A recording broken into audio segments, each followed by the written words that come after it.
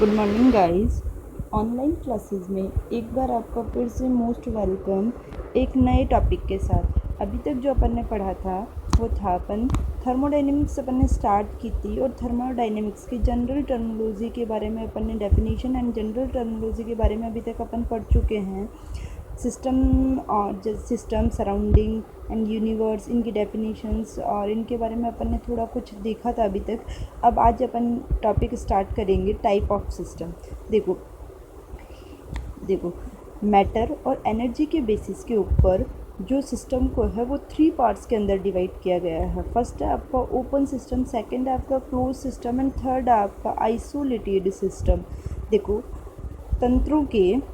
तंत्रों को परिपार्श्विक के साथ द्रव्य व ऊर्जा के विनिमय के आधार पर 3 भागों में विभाजित किया जाता है। फर्स्ट है आपका ओपन सिस्टम। देखो ओपन सिस्टम क्या होता है कि जहाँ वह सिस्टम जिसके अंदर हीट और एनर्जी और मैटर दोनों का ट्रांसफ़र हो सकता है। जैसे कि देखो अपन ने ये एक बीकर लिया है, अगर अपन इस बीकर को नीचे से हीट देते हैं तो अपन इसमें से मैटर, जैसे कोई भी अगर वाटर लिया है तो वाटर बॉईल होकर वेपर के रूप में बाहर निकलने लगता है, तो मैटर भी इसमें से बाहर निकलता है। और जब अपन इसको टच करके देखते हैं तो अपन देखते हैं कि बीकर गर्म है, तो एनर्जी का भी ट्रांसफ़र हो रहा है। तो जिसमें से एनर्जी का भी ट्रांसफ़र होता है और मैटर का भी ट्रांसफ़र होता है, ऐसे सिस्टम को अपन ओपन सिस्टम कहते हैं। देखो डेफिनेशन देखो इसकी, वह तंत्र जो परिपार्श्विक के साथ द्रव्य के साथ साथ ऊर्जा का भी आदान प्रदान करता हो खुला तंत्र कहलाता है। देखो द्रव्य के साथ साथ ऊर्जा का भी आदान प्रदान, यानी कि द्रव्य मैटर और ऊर्जा एनर्जी दोनों का आदान प्रदान करता हो, उसे अपन ओपन सिस्टम कहते हैं। सेकंड चीज़ है अपने क्लोज सिस्टम। क्लोज सिस्टम में क्या होता है कि ऐसा सिस्टम जिसमें मैटर तो बाहर की तरफ नहीं जा सकता लेकिन एनर्जी का ट्रांसफ़र हो सकता है। देखो जनरल यही एग्जांपल अगर अपन देखते हैं, इस बीकर को किसी भी चीज़ से कवर कर देते हैं, ऊपर से कुछ किसी चीज़ से ढक देते हैं अगर अपन, तो अपन देखते हैं इसमें से मैटर बाहर नहीं जा पाता है। लेकिन इसमें अगर अपन टच करके देखते हैं तो ये गर्म लगता है, इसका मतलब एनर्जी तो ट्रांसफ़र हुई है लेकिन इसमें से मैटर बाहर की तरफ नहीं जा रहा है।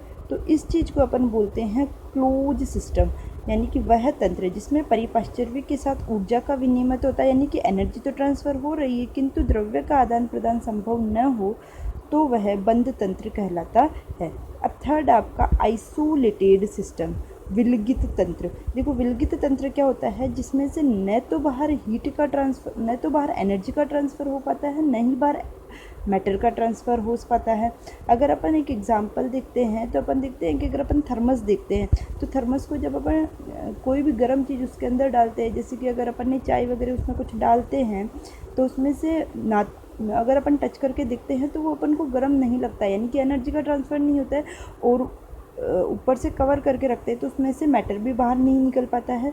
तो वह तंत्र जो परिपार्श्विक के साथ ना तो ऊर्जा का और न ही द्रव्य का आदान प्रदान करता हो विलगित तंत्र कहलाता है, जैसे थर्मस में रखा जल।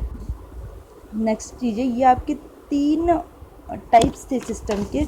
नेक्स्ट चीज़ अपन पढ़ेंगे प्रॉपर्टी ऑफ द सिस्टम। देखो सिस्टम की जो है अभी तक सिस्टम की जो प्रॉपर्टीज़ है वो 2 प्रॉपर्टी है। फर्स्ट है आपकी एक्सटेंसिव प्रॉपर्टी, सेकंड है आपकी इंटेंसिव प्रॉपर्टी।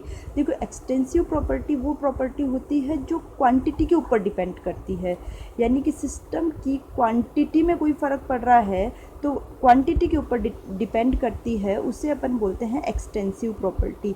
इसे मात्रात्मक गुण भी कहते हैं। तंत्र में उपस्थित वे गुण जो तंत्र में उपस्थित पदार्थ की मात्रा व मूलों की संख्या पर निर्भर करते हैं, यानी कि उसके मूलों की संख्या के ऊपर निर्भर करते हैं, उसे अपन कहते हैं एक्सटेंसिव प्रॉपर्टी। एग्जाम्पल है इसके आयतन, भार, एंट्रोपी, अंतर्निहित ऊष्मा, आंतरिक ऊर्जा। देखो आयतन, जैसे देखो अपन लोगों ने क्या किया है, 2 बीकर लिए, इधर देखो ये 2 बीकर लिए हैं। सपोज़ एक में अपन ने 1 लीटर पूरा फुल वाटर लिया है, और अब अगर अपन देखते हैं कि अगर अपन इस 1 लीटर वाटर को अपन हाफ़ को अगर अपन इसमें खाली कर देते हैं, यानी कि हाफ़ अपन ने यहाँ तक इसमें खाली कर दिया है, तो एक बात बताओ, इसकी मात्रा कम हुई है तो मतलब इसका वॉल्यूम कम हुआ है, वॉल्यूम आयतन कम हुआ है इसका। अगर आयतन कम हुआ है तो ये एक एक्सटेंसिव प्रॉपर्टी हुई है, क्योंकि ये मात्रा पे डिपेंड कर रही है। अगर अपन इसे देखते हैं तो इसके अंदर इसके वॉल्यूम पे इफेक्ट पड़ रहा है। तो इस ऐसी प्रॉपर्टी को अपन एक्सटेंसिव प्रॉपर्टी कहते हैं। सेकंड है अपने इंटेंसिव प्रॉपर्टी। इंटेंसिव प्रॉपर्टी होती है, देखो इंटेंसिव प्रॉपर्टी जो मात्रा के ऊपर डिपेंड नहीं करती है। जैसे कि अगर अपन इसको देखते हैं तो अगर अपन इसमें आधा आ गया, इसमें आधा आ गया, तो क्या इसका टेम्परेचर देखते हो तो क्या टेम्परेचर दोनों का अलग अलग थोड़ी का, टेम्परेचर तो सेम होगा। तो ऐसी जो प्रॉपर्टीज़ होती है जैसे टेम्परेचर है, अगर इसकी कॉन्सेंट्रेशन अपन देखते हैं या डेंसिटी देखते हैं तो वो चेंज नहीं होती है, तो उसको अपन कहते हैं इंटेंसिव प्रॉपर्टी। इसे विशिष्ट गुण भी कहते हैं। तंत्र के वे गुण जो पदार्थ की प्रकृति पर निर्भर करते हैं किंतु पदार्थ की मात्रा पर नहीं, गहन गुण कहलाते हैं। एग्जाम्पल है इसके ताप, सांद्रता, घनत्व, शांतता, पृष्ठ तनाव आदि। नेक्स्ट है अपने फंक्शन। फंक्शन क्या होते हैं? फंक्शन होते हैं, एक होता है आपके देखो अवस्था फलन, स्टेट फंक्शन, और सेकंड है अपने पास में पाथ फंक्शन। देखो स्टेट फंक्शन होता है जैसे अपन कोई काम कर रहे हैं, काम करने में जैसे अपन को टाइम अपन को जैसे W1 से अपन को W2, W3, W4, W5 और फिर अपन वापस W1 पे पहुंचते हैं, कोई भी काम कर रहे हैं। तो वो क्या करता है, केवल अवस्था फलन के अंदर क्या होता है, वो केवल इनिशियल स्टेट और उसके फाइनल स्टेट, इन दो चीज़ों के ऊपर डिपेंड करता है कि इनिशियल स्टेट क्या थी उसकी और फाइनल स्टेट क्या थी। इन दो चीज़ों के ऊपर डिपेंड करते हैं स्टेट फंक्शन। देखो ऊष्मागतिकी में वे अवस्था चर जो किसी तंत्र की प्रारंभिक और अंतिम अवस्था पर निर्भर करते हैं, न कि उस पद की। अब देखो इसमें स्टेट फंक्शन में क्या होता है कि वो इनिशियल स्टेट उसकी क्या होती है और लास्ट में उससे क्या प्रोडक्ट बना है, बस वही चीज़, दो ही चीज़ों के ऊपर डिपेंड करता है। ऐसे नहीं कि उसका पहले जैसे बीच के अंदर वो किस रास्ते से हो रहा है या क्या हो रहा है, उस चीज़ों पे डिपेंड नहीं करता है, न कि उस पथ पर जिससे तंत्र की अवस्था परिवर्तन हुआ हो। ऊष्मागतिकीय फलन अथवा अवस्था फलन कहलाता है। एग्जाम्पल है इसके दाब, ताप, आयतन, एंथैल्पी, एंट्रोपी एक्सेट्रा। अब सेकंड है पथ फलन, पाथ फंक्शन। वे अवस्था चर जो उस पथ पर निर्भर करते हैं जिसके द्वारा तंत्र का अवस्था परिवर्तन हुआ है।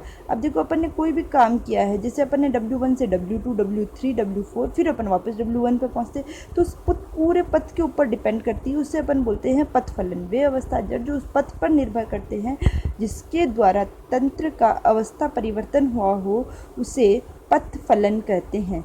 जैसे कार्य, ऊष्मा, इसके पथ फलन के दो ही एग्जाम्पल होते हैं, एक तो होता है वर्क और एक होता है हीट। बस दो एग्जाम्पल याद करो, इसके अलावा जितने भी बाकी बचे हुए एग्जाम्पल्स होते हैं वो सारे अवस्था फलन के एग्जाम्पल्स होते हैं। नेक्स्ट टॉपिक के बारे में अगर नेक्स्ट क्लास के अंदर डिस्कस करते हैं।